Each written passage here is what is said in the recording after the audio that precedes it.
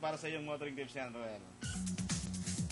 At siyempre pa, hindi lilipas ang gabing ito kung nang wala ho tayong interview dito. At paano natin pamimigay yung ating premyo kung hindi muna natin sila kakausapin? Roel, mga taga saan yung ating bisita ngayong gabi? Chris, na iba naman tayo ngayon. Dati madalas basketball ang guest natin at mga atleta. Ngayon, iba naman tayo. Ang guest natin ay actually organizers ng mga karera. At sila yung mga nag-i-ensure na yung mga karera dito sa Pilipinas, yung mga fun run, yung mga marathon, yung mga triathlon ay ligtas. Kasama natin si Eric Imperio at si Daryl De Leon ng X-Tribe. Pakilala ko muna. Eric, magandang gabi. Magandang gabi po sa inyong lahat at salamat sa pag-imbita sa amin sa estasyon. Uy, maraming salamat. Magandang gabi rin.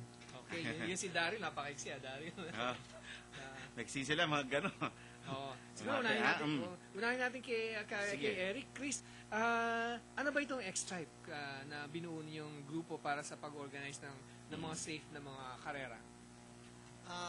Ano yan nagsimula lang yan, mga magbabarkada lang kami, na mahilig kaming mag-triathlon, tumakbo, mag-cycling, ano.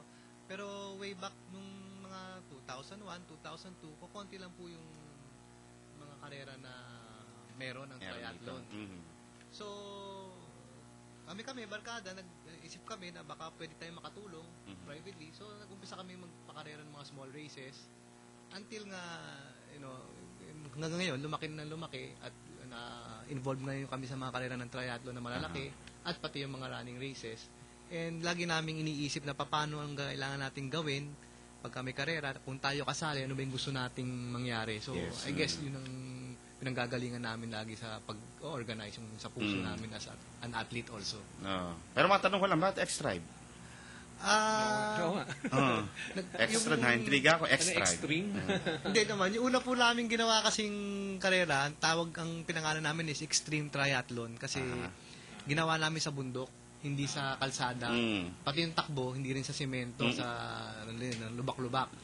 So, ang pangalan nun is Extreme Triathlon. Tapos, tinawag na namin yung grupo namin dahil di naman namin maatim na tawagin namin company kami talaga. So, tribo kami na mga... So, tinawagan na namin sarili namin X-Tribe. X-Tribe. Okay, yun pala yun, ha? Sige, Roel. So, Daryl, ang part din dun dito sa X-Tribe, actually, hindi lang kayo nag-organize. Ibig mo sabihin, nagpa-participate din kayo sa mga karerang ino-organize ninyo? Nagpa-participate kami hindi sa ginagawa naming karera kasi kailangan niya ma-ensure yung safe na karera. So, para mas maano namin yung mga sarili namin sa mga events na ino-organize namin, sumasali kami sa ibang karera. Pero hanggang ngayon, kayong dalawa ni Eric, pareho kayo, runner pa rin kayo, at saka nag-competitor din sa mga karerang ito. Oo, kaya kayo na umaga, katapos lang namin magbisikleta sa Halahala, Rizal. Ano yun? Nagbisikleta lang kayo o may event kayo? Wala, nagbisikleta lang kami, we're still active pa rin kami. Tapos pag may event, kung pwede kami sumali, sasali kami, si Daryl tatakbo itong darating na linggo. Yung mga karerang ginagawa namin, siguro para patas yung fair naman, hindi kami sumasali kasi kami yung mismong referee. Yung organizer ba? Kami organizer tsaka referee, so hindi magandang baka kami pa yung manalo sabihin ng tao na naluluto namin.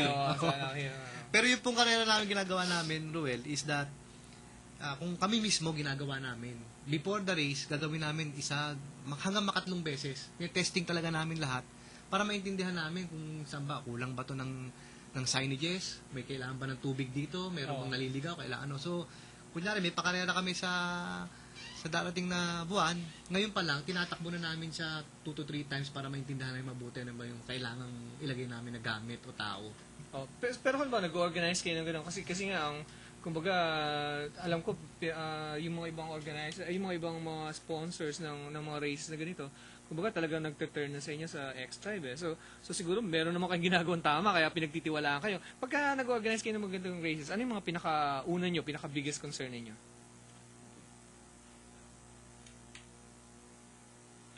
Siyempre yung safety. Yan kaya. So bakit safety at anong ginagawa ninyo?